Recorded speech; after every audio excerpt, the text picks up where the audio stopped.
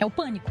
Diante do possível colapso do escudo americano, a Europa vacila. Exércitos mal equipados, arsenais envelhecidos, cadeias de suprimentos tensas.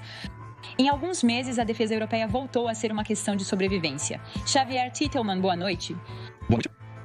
Esta noite, os europeus não têm mais escolha e o secretário-geral da OTAN, Mark Rutte, pede aos seus parceiros que subam ao palco. Novos países Da Europa vão aumentar o seu defesa de despesas, como anunciado pelo Reino Unido recentemente, e outros países vão. seguir o mesmo caminho. Nós, Devemos também ter um equilíbrio justo com os Estados Unidos, para defesa. Sabemos que a situação de segurança requer que gastemos mais em defesa. Xavier Titelman, mesmo Marotti, há meses. Mas será que agora realmente há um despertar europeu? É que até agora dizíamos sim, seria bom, talvez. Quando eu era militar, já dizíamos que precisávamos aumentar o poder. E então mudamos o Ministério da Defesa para o Ministério das Forças Armadas, como se não houvesse mais necessidade de defesa. Há sinais e há fatos. A França é o único país que continuou a ter essa relevância nessa permanência. De continuar a investir em sua defesa e desenvolver tecnologias, enquanto nossos aliados quase sabotavam nossos esforços. Alemães e poloneses rejeitam nossos esforços para formar estados maiores, insistindo que não o farão sem os americanos para evitar duplicar a OTAN. Quando outros se recuperam e alemães investem, é para comprar equipamento americano, P-8 para a patrulha marítima, F-35 para seus aviões de caça. Portanto, mesmo até agora, quando tentaram fazer esforços, nunca foi em um contexto europeu. Não temos mais escolha, é a realidade. Até agora, havia esperança de que talvez isso não acontecesse. Agora, sabemos que se formos atacados pelos russos na próxima semana, estaremos sozinhos. E é isso que realmente faz o clique que esses países hoje podemos olhar nos olhos deles. Dizendo que a França estava certa há 60 anos... Xavier Titelman, você disse que a França continuou. Perdido algumas indústrias mesmo assim. Defesa, fechamos a fábrica de pó, por exemplo. No território francês, o Charles Leclerc foi um pouco abandonado. Portanto, a França também não foi totalmente o país mais veemente em termos de defesa. Estar sozinho em estar certo significa que nem sempre temos os meios para fazer tudo corretamente no final. E mesmo quando falamos em aumentar o poder hoje, como na defesa aérea, percebemos a necessidade de uma defesa aérea balística global. A França, com a Itália, com o sistema Mamba Saúde, é o equipamento mais relevante? O que os alemães fazem quando sabem que é realmente necessário melhorar em determinada área? Eles se unem aos americanos e israelenses para criar um sistema paralelo concorrente. Portanto, sim, nós estávamos certos. Sim, 1000 vezes. Precisaríamos de mais recursos da França, isso é certo, mas também precisamos entender que não podemos estar sozinhos. Ou seja, nacional francês, se possível. Na dissuasão, decidimos ser totalmente autônomos e soberanos. No entanto, não podemos escolher isso em todos os outros domínios. Portanto, é necessária a cooperação.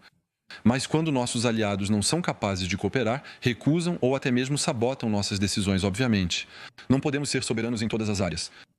O ministro das Forças Armadas francês assume um atraso, mas a questão é, podemos realmente recuperar esse atraso? Estaremos lá, no encontro. Estamos nos rearmando massivamente, investindo muito dinheiro e certamente investiremos ainda mais no futuro. Mas não há dúvida, neste segmento, de desistir após o atraso que pode ter ocorrido no passado. Meu objetivo não é recuperar o atraso, seria em vão.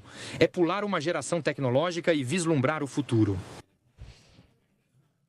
Pular uma geração tecnológica, você já concorda com isso? Existem realmente esforços que são em vão porque estamos muito atrasados?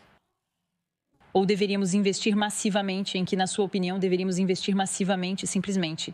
A realidade é... Hoje temos equipamentos muito eficientes, mas em quantidade insuficiente.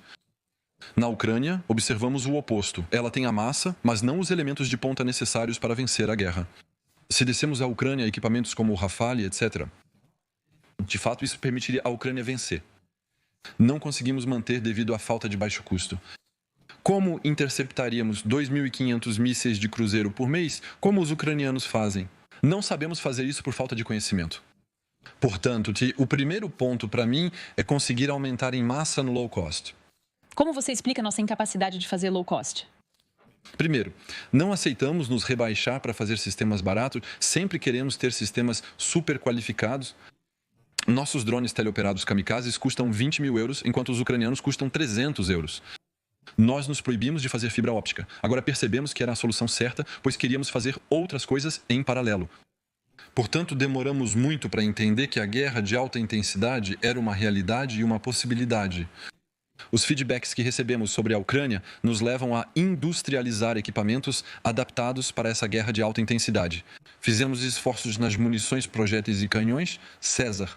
Portanto, existem áreas nas quais nos demos os meios para aumentar a velocidade, o ritmo e a potência. E então, agora estamos prontos para nos preparar para uma possível guerra aberta com a Rússia nos próximos 2 ou 3 anos.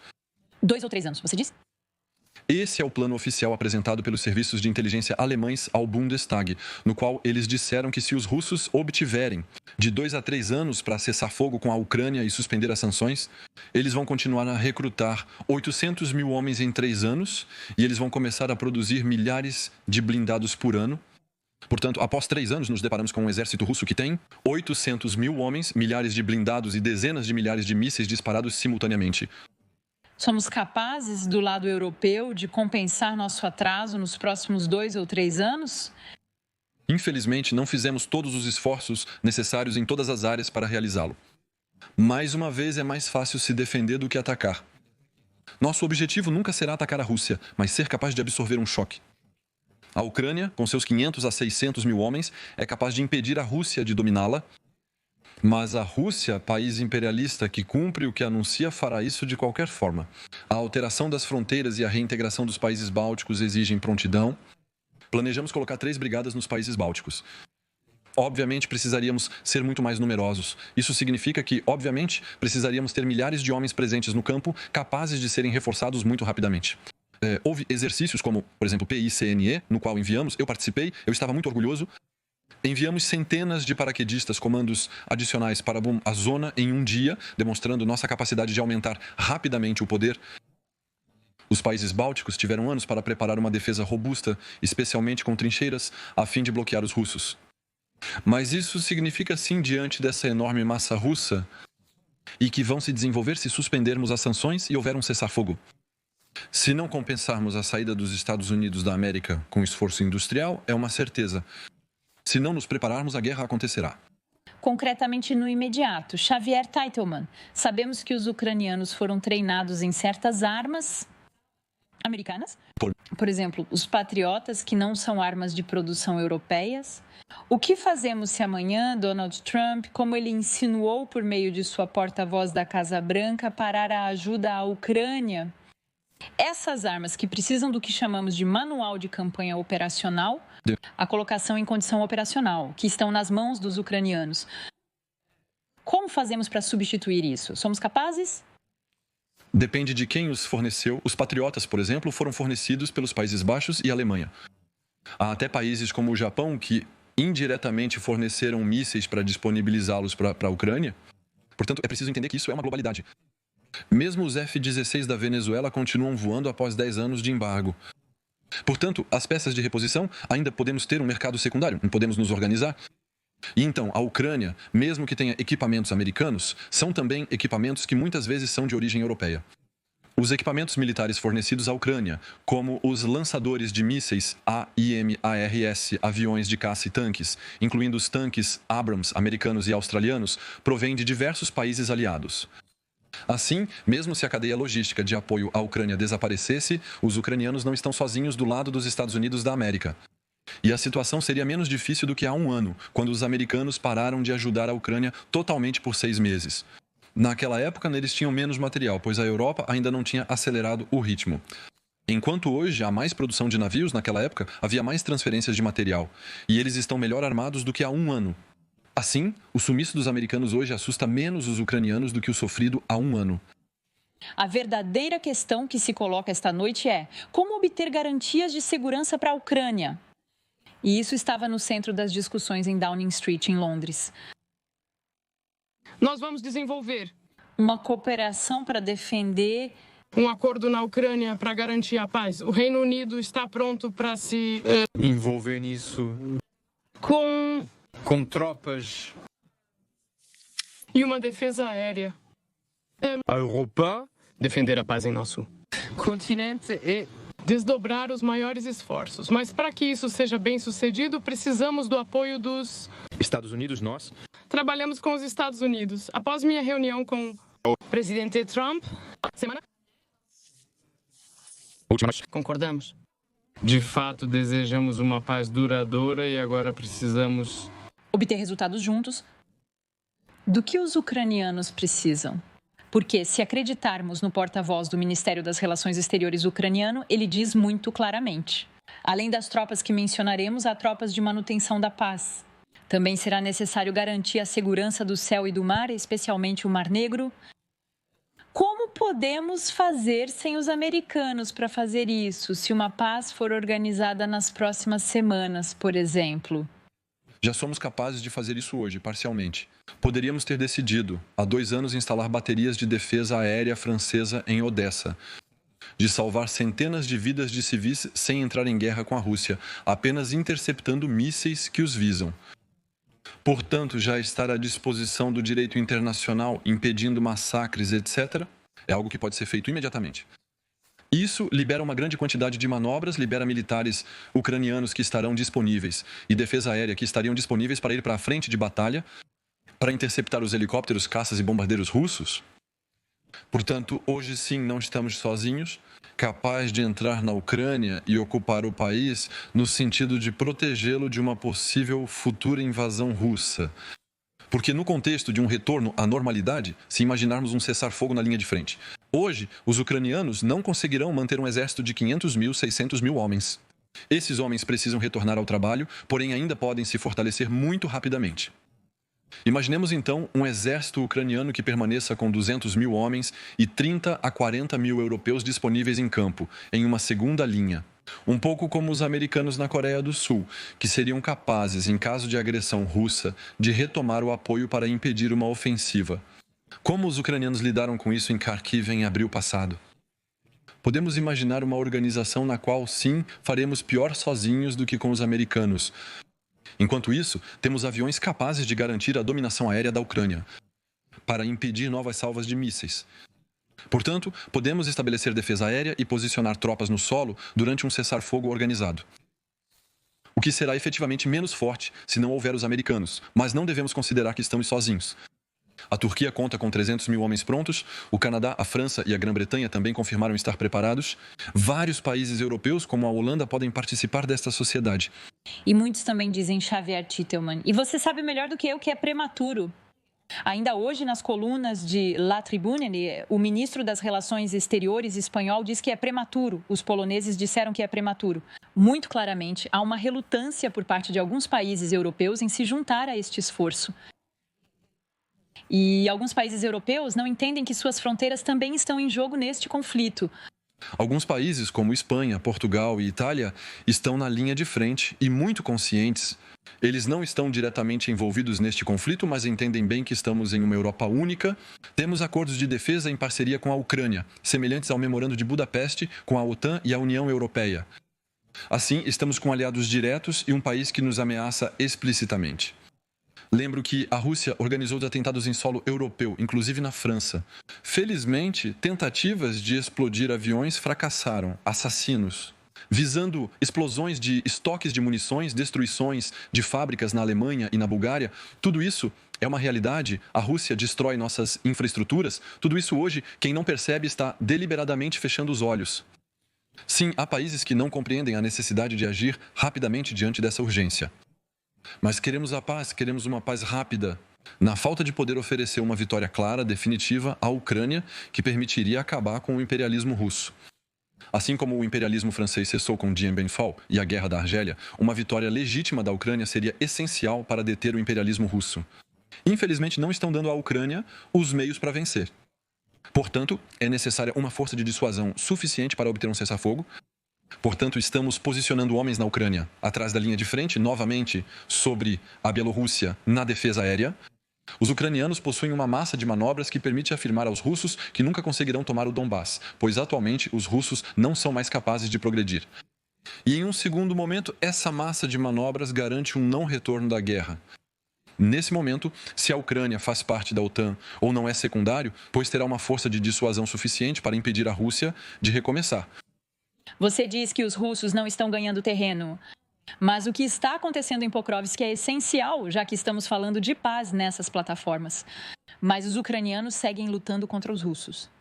Xavier Titelman, você acabou de voltar da Ucrânia, onde estava em campo. Preciso dizer isso. Muito concretamente, o que está acontecendo por lá? Estive em Pokrovsk em agosto, outubro, dezembro e 2 semanas atrás. Então, eu realmente estive em contato com os soldados e vi a evolução dos sentimentos deles. Primeira coisa, a partir de fevereiro, as bombas planadoras, as famosas bombas planadoras russas que causavam tanto sofrimento aos ucranianos, agora estão sendo interferidas. Isso significa que quando os russos lançam bombas planadoras, elas não caem no bunker ou na trincheira, como no passado, elas caem um pouco ao acaso. Como resultado, os russos estão evoluindo. Quando atingem a cidade, mesmo a 300 metros de distância, ainda destroem um prédio. Portanto, agora, eles não podem mais mirar em infraestruturas militares e centros de proteção, atacando civis como de costume. Portanto, esse é o primeiro ponto, a defesa russa. A ofensiva russa não permite mais enfraquecer tanto a defesa ucraniana. Segundo ponto, a famosa Brigada 155 Brigada Anne de Kiev, que foi formada na França, que chegou a partir de janeiro na zona sul de Pokrovsk. Quando ela chegou com seus 18 canhões César, seus 20 e tanques Leopard alemães, a frente parou de se mover, até mesmo nas últimas 2 semanas. Os ucranianos contra-atacam localmente, recuperando terreno perto de Pokrovsk. Militarmente, não senti os ucranianos tão confiantes em pelo menos 1 ano e meio. Eles possuem as munições e equipamentos parando de recuar. A velocidade de progressão russa diminui a cada mês, mês após mês, desde o mês de novembro. Portanto, todos eles têm a impressão de que estávamos a um passo de obter o fim da agressão russa. Os russos não estão progredindo militarmente, inclusive estão recuando em Torezk hoje e em Pokrovsk ontem. Os russos estão à beira da falência econômica. E então, estamos regredindo por causa dos americanos. Militarmente, eles estão em 2. Então, Xavier Titelman, você sugere que deveríamos dar mais tempo para os ucranianos tentarem recuperar alguns territórios, correto? Não devemos acreditar que os ucranianos consigam libertar grande parte de seu território. Por outro lado, precisamos fazer a Rússia entender que, dado o fluxo de equipamentos chegando na Ucrânia, é impossível para a Rússia conquistar, mesmo que seja apenas o Donbass. Na velocidade atual, são quase 3 anos para tomar o Donbass. Eles não têm chance de tomar as 4 regiões que oficialmente anexaram, Kherson e Zaporizhia, isso jamais acontecerá. Mas se continuarmos a fazer ateus a mim mesmo, a ajudá-los pela metade. Os russos conseguiram tomar 1/3 do departamento francês em 2024, o que levou 1 ano para ser conquistado. Eles podem crer que os ucranianos desmoronarão e, então, continuarão. Mas se as perspectivas forem claras, eles terão mais 500 blindados e 100 aviões de caça no final do próximo ano. Na Rússia, a convicção de que é inútil continuar se esgotando e que devem parar. O grande medo atual não é o desaparecimento do armamento americano, mas sim o possível fim das sanções. Pois, se os russos tiverem dinheiro novamente, poderão exportar gratuitamente com facilidade. E, ao mesmo tempo, os americanos começam a fechar os equipamentos que faltam para produzir suas armas, chips, sistemas ópticos, etc., será pior do que o fim da ajuda americana. Portanto, o que assusta os ucranianos hoje é realmente o fim das sanções contra a Rússia. Em vez de receberem 2.500 mísseis por mês, eles poderiam receber 5.000 mensalmente. E aí, no entanto, eles não conseguiriam mais resistir. Mas como você sabe, Xavier Titelman, o próprio Emmanuel Macron disse isso. Esse financiamento massivo que eles certamente vão implementar na próxima quinta-feira, durante a reunião do Conselho Europeu, esse financiamento massivo provavelmente chega a centenas de bilhões de euros. É por isso que, a curto prazo, devemos fazer de tudo para manter o apoio americano. E isso, quando vemos isso, ainda assim, dizemos que não somos capazes de dar aos ucranianos imediatamente uma força de dissuasão, já que os americanos abandonaram a Ucrânia diante das câmeras do mundo inteiro.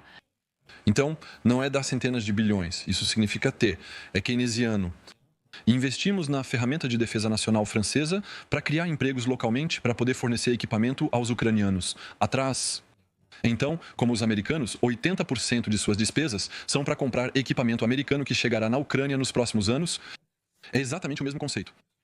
Estamos reforçando nossa defesa, é um investimento, mas da mesma maneira que houve bilhões e centenas de bilhões que foram despejados na crise da Covid na época, também temos fundos europeus que podem eventualmente ser liberados, empréstimos europeus, emissão de dívidas europeias para poder enfrentar essa ameaça.